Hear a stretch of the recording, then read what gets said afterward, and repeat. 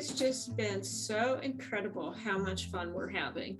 It's back in like the old days when anything was possible, or it was all about the story, right, rather than about who's going to come and tell you to pack up your box.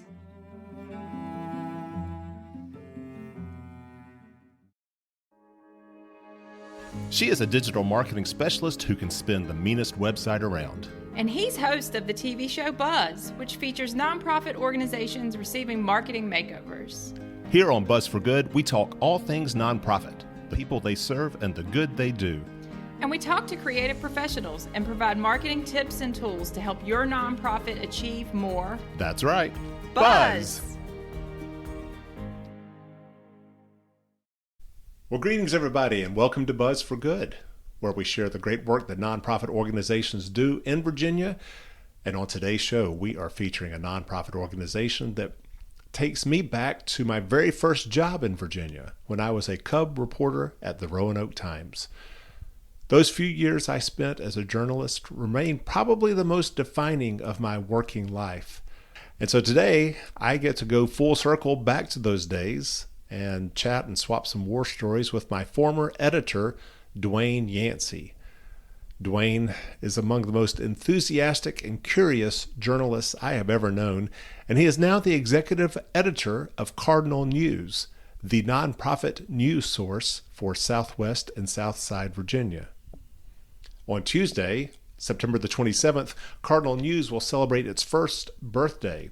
So I reached out to Dwayne and Cardinal's executive director, Luanne Rife, to learn more about the challenges of launching a nonprofit news site, the impact that Cardinal News has had throughout Virginia, and the incredible successes that they have witnessed their inaugural year.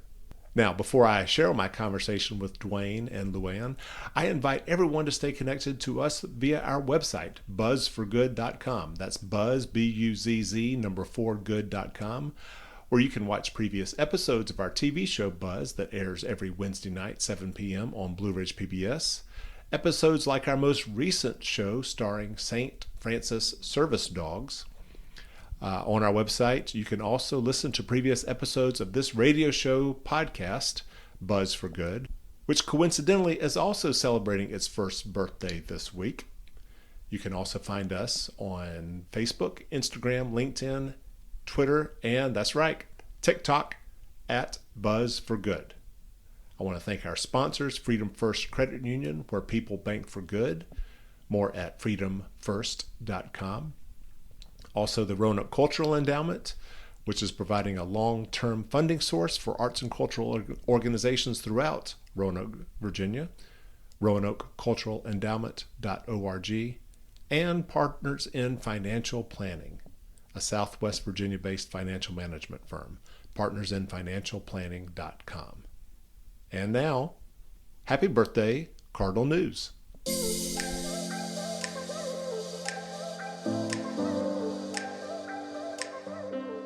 All right, well, it is my pleasure to welcome to Buzz for Good Dwayne Yancey, Executive Editor of Cardinal News, and Luanne Rife, Executive Director of Cardinal News. Welcome to you both.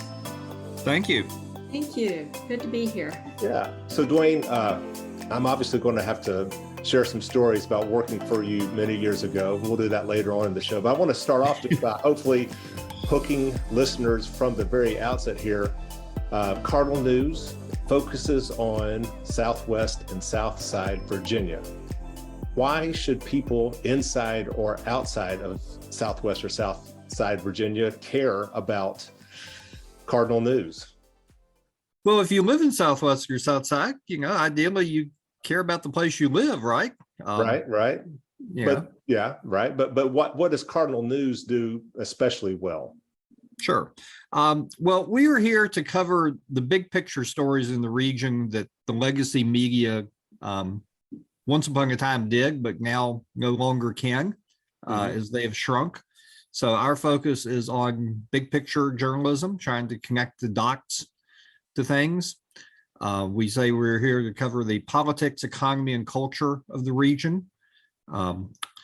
Politics, we're the only news organization west of Richmond with a full-time reporter in the state capitol. year round.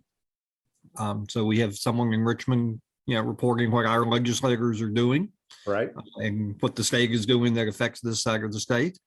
The economy, because the big story in Southwest and Southside, these are all communities that have seen their traditional employers decline or sometimes die altogether.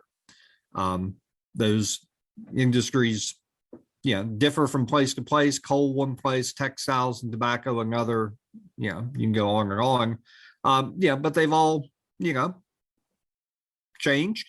Yep. And this part of the state is busy, and that's been, well documented, the decline of all those.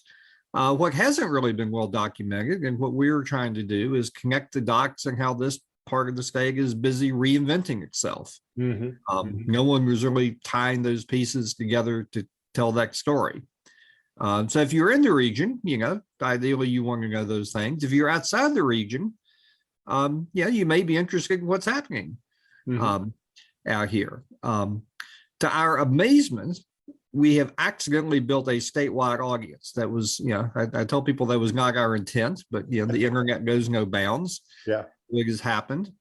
And when I hear from those people, and many of them, I ask, why are you reading this? And they say, you're telling us about a part of the state we know nothing about. Yeah. What's been the biggest stereotype that you've seen that Cardinal News has helped overcome for those outsiders?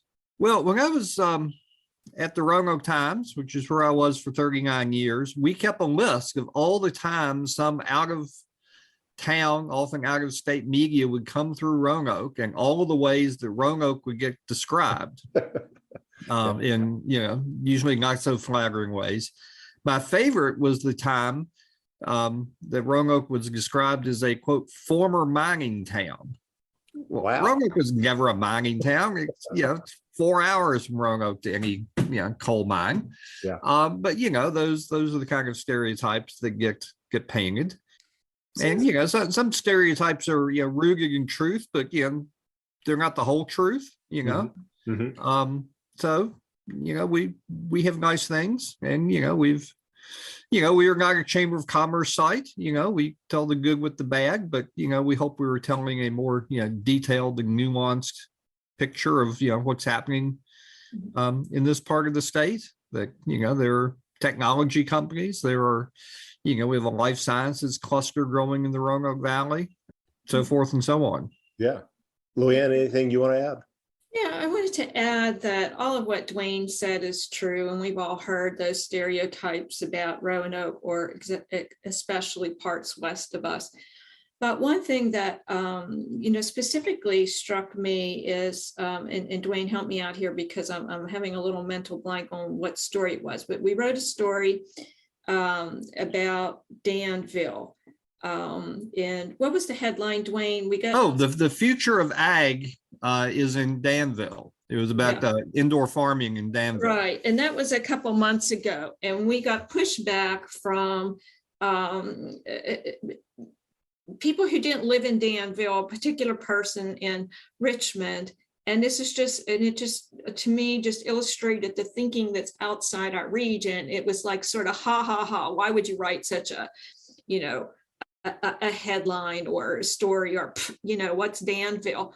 Well, we're standing there a couple weeks ago with the head of the National Manufacturing Association, who came at our request to Danville to talk about manufacturing events. And just as what happened to be on that particular day, at the moment, the largest vertical farming enterprise in Danville was having a ribbon cutting. And so there's these amazing things going on, and we took a tour of a lot of the training center and talked with businesses that are growing this in this field of advanced manufacturing that isn't the type of jobs that you used to think of.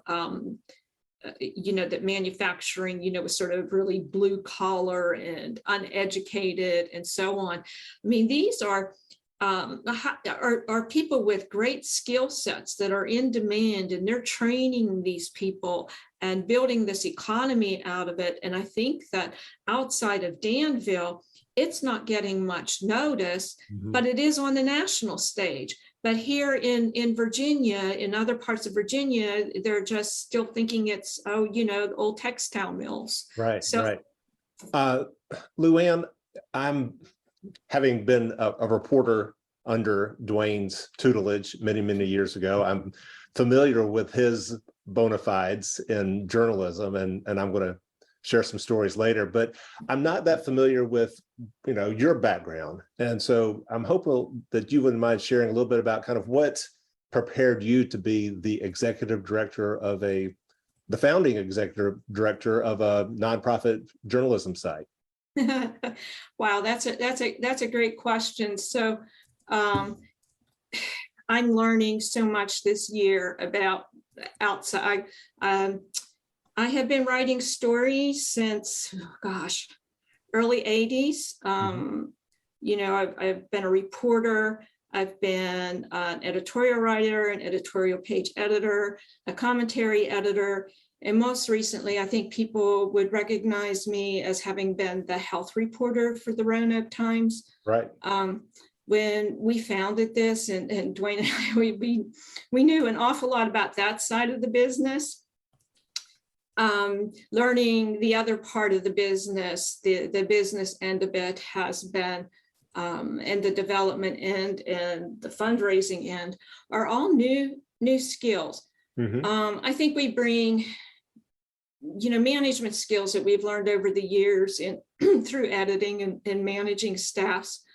But the fundraising part is very new, dealing with the bureaucracy of state regulations and federal regulations. That's all been new. But we have been extremely fortunate in having Debbie Mead on our board, former publisher of the Roanoke Times. Debbie has served on a lot of nonprofit boards, including Hollins and the Taubman. And she brought in Tanya Hart, who was her former CFO at the Roanoke Times. And Tanya does an incredible job for us handling all of our accounting on a volunteer basis. Wow. And we have just been aided by so many people who have stepped up and said, talk to me, ask me anything, and we'll help you. It's just been a terrific learning experience. And one other thing that has really helped us on the development end, is right after we got up and running, we were asked by, it was then Facebook, now Meta, to apply to be part of their Reader Revenue Accelerator program. So we spent, Dwayne, about 4 months or so in weekly training sessions, and then we're given a grant to put into practice some of the things that we learned around getting more newsletter subscribers and how to develop that end of the business. So it was a great training ground. Yeah. Well, it's not like you were handed a nonprofit that already had this, extensive history of donors and supporters and fans. I mean, you basically had to build the whole thing yourself over this last year. As I recall, you weren't even had your official nonprofit status when you started publishing. You kind of got that. It was in the process, but it wasn't finalized yet. So right. I can't imagine the learning curve that you had to undergo in order to get to where you are today. Yeah. So when the IRS tells you something will take 3 months, double or triple that. Yeah. Right. All right. Well done. Well, once again, I'm joined here on Buzz for Good by Luanne Rife, the executive director of Cardinal News, and Dwayne Yancey, the executive editor of Cardinal News. Dwayne, I had the good fortune when I was a reporter at the Roanoke Times back in 1998, 99, 2000 to be a federal court reporter under Dwayne. And I mean this as the highest compliment when I say that Dwayne Yancey is a reporter's editor. There's no one more enthusiastic about a story that you'd be working on than Dwayne. So much so that in my short little stint on his team, he sent me to Philadelphia to cover the moonshine trafficking that was taking place going from Philadelphia to Roanoke.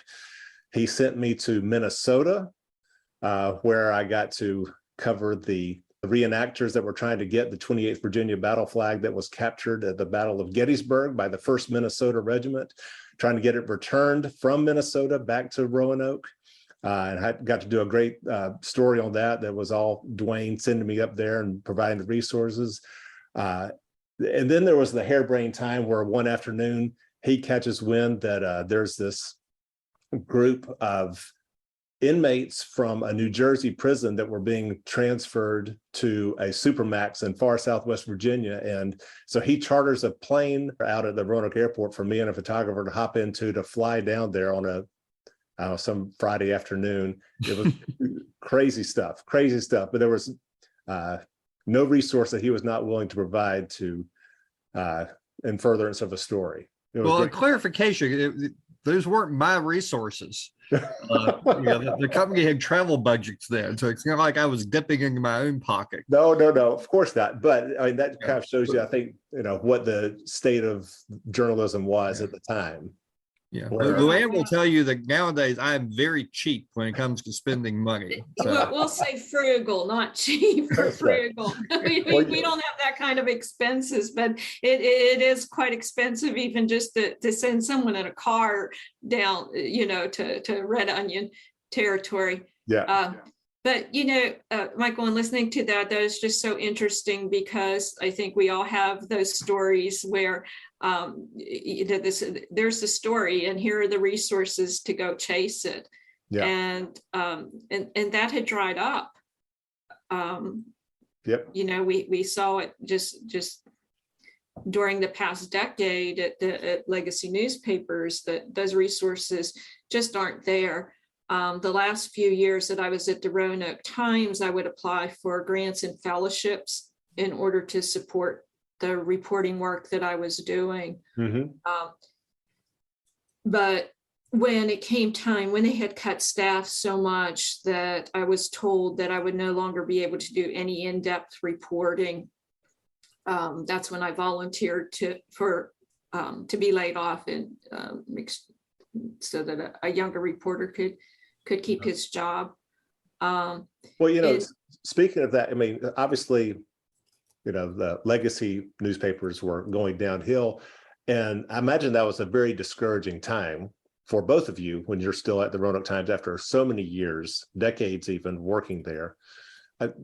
Before the idea of Cardinal News came about, could either of you have even imagined ever having a post-Roanoke Times journalism career? No. I figured I was there until I retired. Yeah.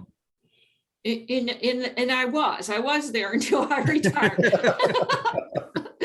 which is so funny because, I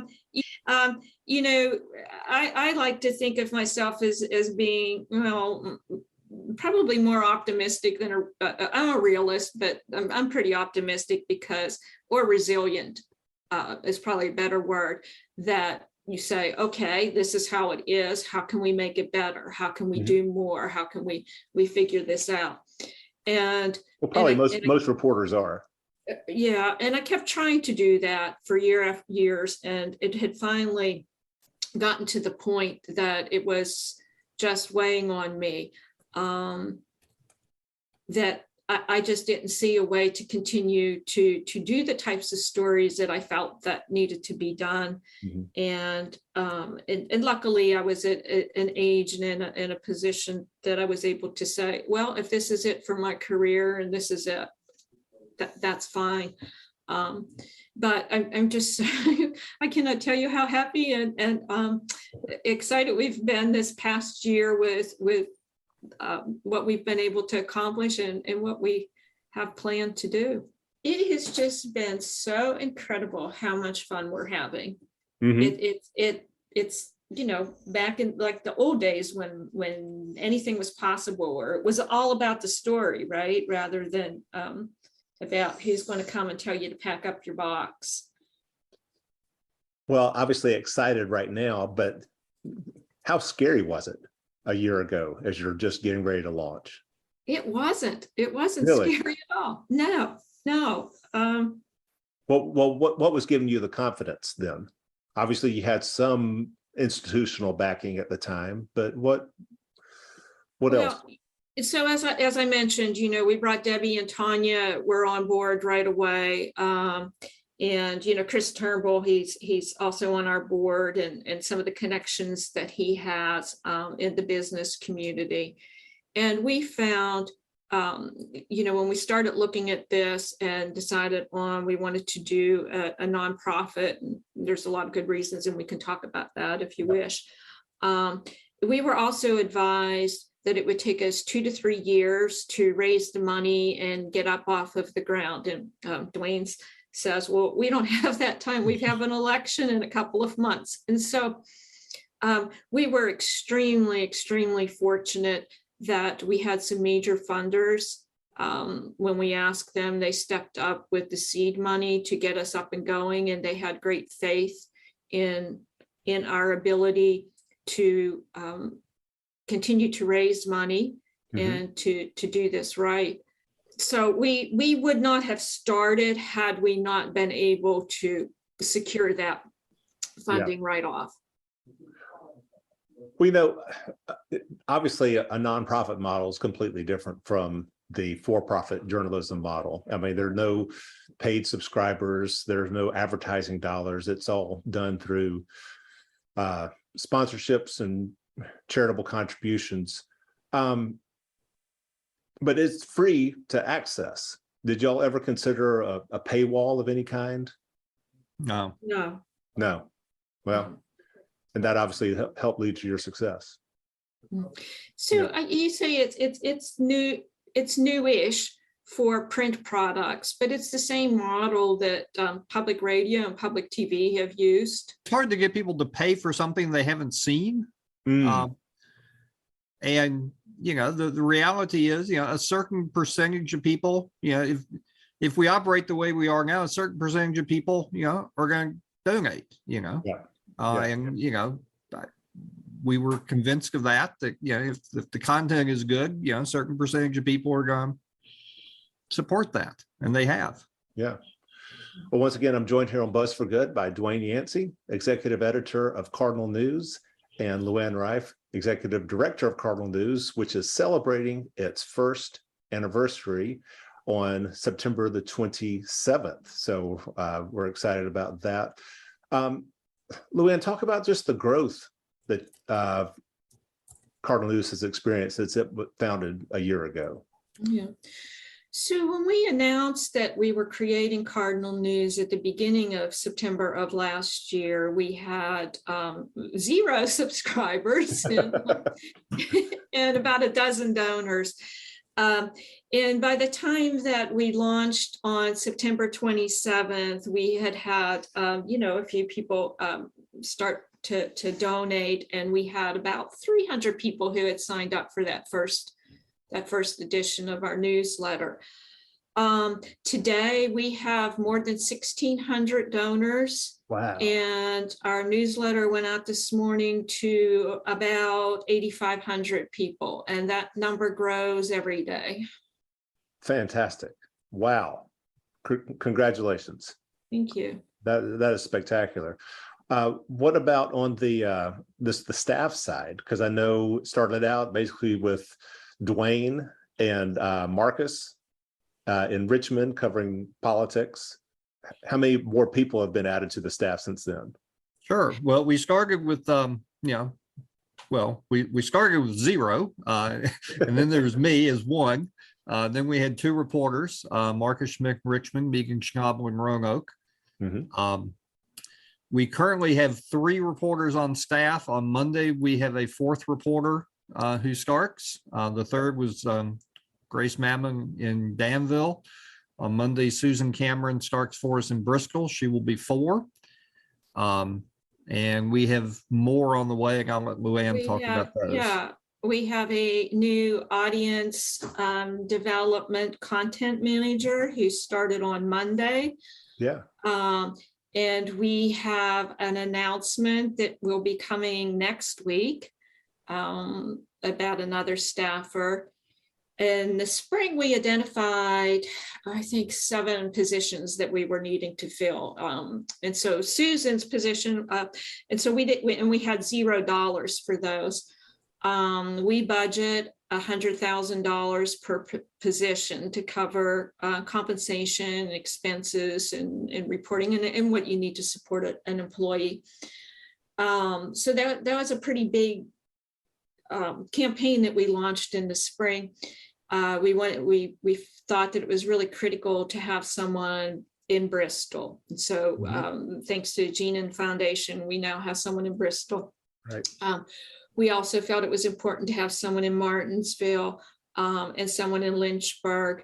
So those were the geographic locations because we're so large. And we also felt that it was essential to have somebody based in the Roanoke and New River valleys who is covering technology, because that's the biggest growing sector here. Right. And then there are 2 issue-oriented reporters that we absolutely feel are crucial. One is a health reporter. There is no, think about this for a minute, there is no full-time dedicated health reporter in all of Virginia anymore. Wow. Which is just incredible. And you think not only about the implications for people's health and the consumer aspects of it, but here that's like one of the largest drivers of our economy as well. Also, education. As far as we can tell, there isn't any full-time dedicated education reporter west of Richmond, and we're not sure there's one there anymore either. It's insane to me. But so we are part way to we have some challenge grants around the health writer and the education writer. And as I said, stay tuned. We have some announcements to be made shortly. Excellent. Looking forward to that. Well, speaking of the announcement that you made this week for your new digital audience engagement editor, her name is Brooke Stevenson.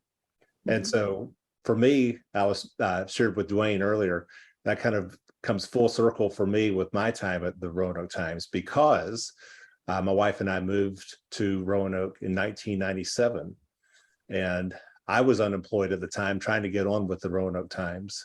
And lo and behold, there was opening, developing in the New River Valley Bureau of the Roanoke Times.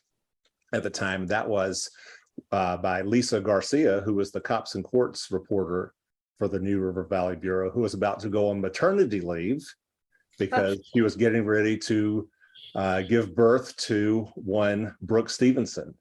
And so I always know exactly how old Brooke is, because I could trace it to literally the time that I started with the Roanoke Times in July of 1997. So I was just ecstatic and feeling very, very old to to get the news that Brooke, who I knew had been pursuing a career in journalism, was now going to be Cardinal News's newest employee. Yeah. So she's exceptional. Oh, she is exceptional. We are just so fortunate to have her. We started out thinking we may have to look nationally for someone to do the job that and we were interviewing people all over the country, and then here comes Brooke asking about the job, and we were just so fortunate. She was finishing up a fellowship at ProPublica, and she's been doing this work and getting these skills, and she knows the region, so it's just a great match. Well, forgive me. I mean, this was a position that did not even exist 25 years ago. What is a digital audience engagement editor? We should ask Brooke, because that's been one of the challenges for us, because as I said before, we're old print people, and emphasis on old and print. And we're coming into this world where we're learning all of these new things, and there's so much to learn. one of the smartest things we did right from the start was that we hired Foxglove Marketing that specializes in digital marketing and audience development to help guide us. And so we have a small budget for that. And they've been setting things up and doing some social marketing ads to make people aware of us, because we could do the best journalism going, which I think we do. But if people don't know about us, the stories just sort of sit there, right? So Brooke is going to take us to the next level. She's going to work on all of those things that you hear about that you're not really sure exactly what it is, like SEO. Work on developing some new products. Stay tuned for an announcement along those lines as well. Yeah, it's kind of amazing that you guys have created such a successful model, really with, forgive me, but kind of like some old school journalism skills. Hey, I'm on TikTok. What are you talking about, man? So sorry. Yeah, he's on TikTok and a few of those. What's Instagram, right? That's what, you talk about it as we as reporters, to start asking questions and to just keep digging deeper and deeper. And that's what we did in starting it up and asking people who've done this before us, some that are very successful, the associations that organizations like us belong to, and gathering all of these pieces together. And then you're finding out all these different platforms that you need. You need your who's hosting your site. And then, what are you using to actually send these newsletters? And we received good advice, and we cobbled together all of these different platforms that Dwayne and I had absolutely no idea what they were, just that we needed them. And when we started in the Facebook program, and they gave us this list, like, who's your email provider, and we were like, we don't know how to answer these questions. We know we have these things, you tell us where to slot them in. We also had all of this data that was coming in that we had no idea what to do with it. And that course was just probably, it was just fantastic. It came when we needed it. And after a month or two, we understood the platforms we had. We understood how they worked together, and how to use them. And we continued to grow those skills and to get better at looking at the data. We get better at asking the questions and finding out what the data can tell us, and we get better at testing.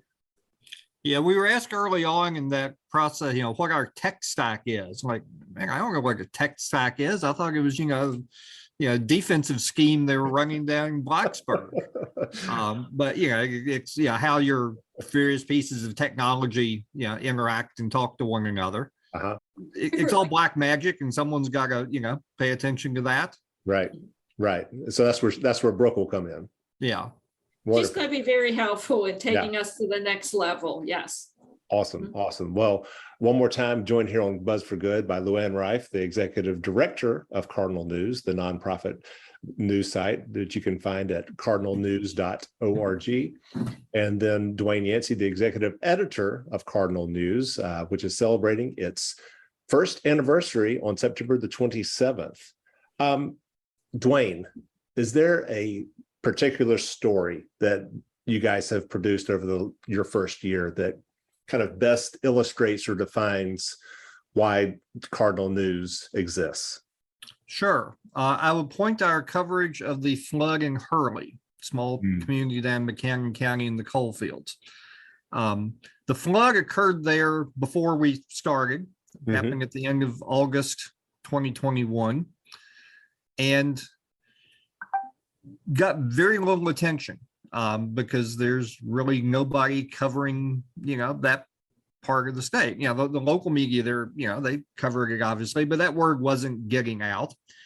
And so several months after we launched, every night I go through and I look at, what other, news outlets around the region are doing.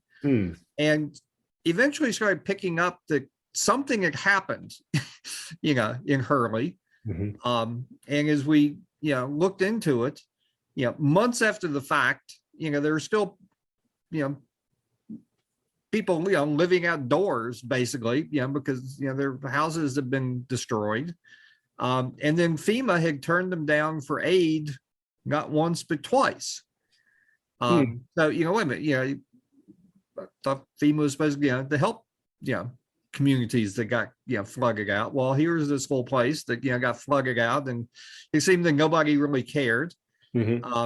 So Megan went down and produced a fantastic story that we, still gets traffic, about, months after the fact, how people were, living in, makeshift arrangements. Yeah.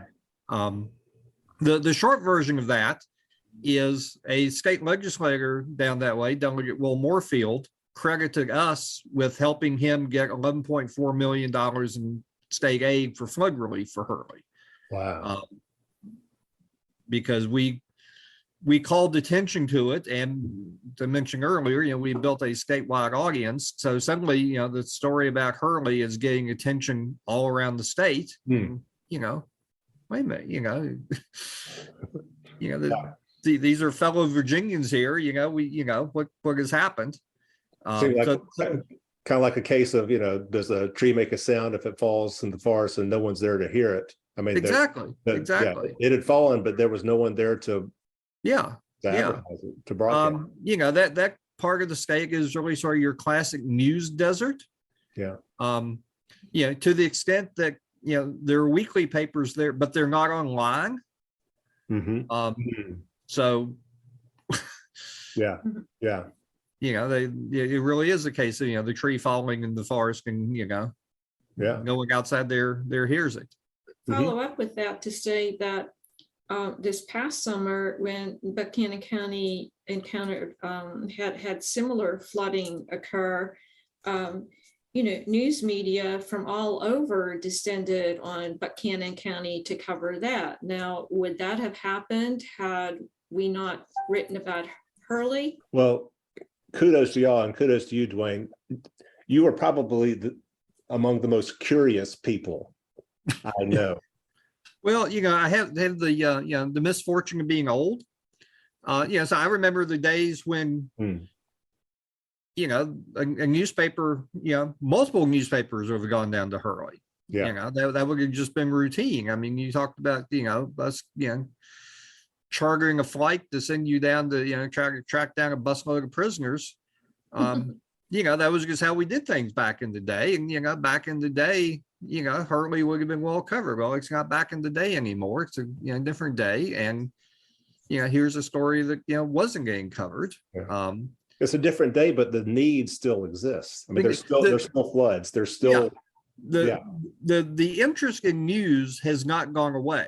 What has changed is the whole business model of how local news gets provided. That business, the old business model there is broken. But the interest in news has not gone away. And the need too has not gone away. And I think about when you think about what it used to be like, maybe because you did cover the Capitol, you were there for a while, to talk a little bit about what that looks like, and to look today to see that had we not hired Marcus as a full-time political reporter covering this part of Virginia, there would be zero. No one at all looking at the issues that affect our region, no one at all questioning any members of our delegation. Yeah, I mean, one of the breaking points for me, was when the paper abolished the political beat and say, okay, we're going to pick up all of our coverage from, the Richmond Times-Dispatch, which may be fine coverage, but the Richmond Times-Dispatch reporter is not asking about issues that are affecting Southside Virginia. Yeah. I mean, back in the day, when the General Assembly was in session, we would sometimes have 3 or 4 reporters. Oh, yeah. I remember. Right. Caring about, our legislators and our issues. that wasn't happening, you know? Yeah. So. Well, we're going to kind of segue here towards the ending of our conversation. Once again, celebrating the first anniversary of Cardinal News here on Buzz for Good with Executive Director of Cardinal News, Luanne Rife, and Executive Editor Dwayne Yancey. I'm struck by, the logo that you guys have for Cardinal News is a cardinal, and it sits, kind of on the western part of the state in your logo. But there's nothing that says that the cardinal can't be the entire state. Has there been any conversations, given the success of how you guys, what you have seen over the first year, that maybe you want to expand beyond Southwest and South Side? That's a loaded question. Yeah, that's got the plan. We came up with Cardinal because there was no one single word that covered Southwest and South Side. Yeah. But it is the state bird. But it is the state bird. And we couldn't say Virginia because we don't cover all of Virginia, but Cardinal said Virginia without saying Virginia. Right. And everyone understands that. Like we had, in some ways we are a statewide publication. We've got a statewide audience. Sure. Our biggest audience is in the Roanoke Valley. But lifetime, our second biggest audience is virtually a tie between Northern Virginia and Richmond. Really? Wow. So, we're covering issues on this side of the state, but they get heard all over. So, going back to that Hurley story, suddenly people in Northern Virginia are like, what? So any thoughts at all? Are there other nonprofit news organizations covering other parts of the state? Yeah. Sure. Okay. There's one much older than us in Charlottesville, Charlottesville tomorrow, that I often point to when I give talks, and we are available to come talk to civic groups. The legacy newspaper in Charlottesville is now down to one reporter. Charlottesville tomorrow, I'm not quite sure what their staff size is now, reporter wise. It's like 4 or 5, but is bigger. Wow. So that's a place where the future is already happening in Charlottesville. I should have asked earlier, but at the same time that you guys are celebrating your first anniversary, you've also seen a lot of successes of late, some national awards and recognitions. Share some of those with us. So last night we all gathered together for a watch party for the virtual ceremony of the Institute for Nonprofit News. We were finalists for what they call an inaugural in the category of community champion for our coverage in Hurley. Next month, the Lion Publishers, their award ceremony will be held in Austin, and we are a finalist for the New Business of the Year award, which recognizes our business model as well as our reporting. It's pretty prestigious to be nominated for this. Well, those are the two big awards right there. In less than a year, we've gotten a statewide audience and national recognition, not once but twice. Not too shabby. No, and have more than doubled the size of our staff. And all of that is paid for. We are very fiscally conservative when it comes to hiring people. We don't hire someone unless there's a guaranteed funding stream. So there's a lot of stability there. So you mentioned, speaking of funding stream and the looking ahead now, that there's a goal to have a healthcare reporter and an education reporter. And for people who are interested in supporting both of those, as well as other expansion efforts and other reporters, I assume that they could find out more information at cardinalnews.org. Yeah, they could. If someone's interested in a major gift or in finding out about our challenge gifts, challenge grants, they could contact me directly. Luanne at cardinalnews.org, or if that's too hard to remember, news at cardinalnews.org gets to any of us. Okay, great. Thank you. Thank you. What else do we have to look forward to, not only as we celebrate the end of your first year, but maybe the launch of your second year? Well, I think you can look forward to some announcements in the coming weeks about additional staffing positions, and really that's going to be our focus, is to fund the positions that I outlined, and hopefully we can do that within the next 6 months and have all of that up and running, and you'll just be amazed at the stories we can tell. Wonderful. Well, once again, Dwayne Yancey, Executive Editor of Cardinal News, and Luanne Rife, Executive Director of Cardinal News, celebrating its first anniversary on September the 27th. Thank you both so much for coming on to Buzz for Good. Thank you for the fabulous coverage that you guys have been coordinating over the last year, covering news and politics and culture in Southwest and Southside Virginia. And I wish you all the best as you get ready to start year 2. Oh, thank you. Thank you. We're excited.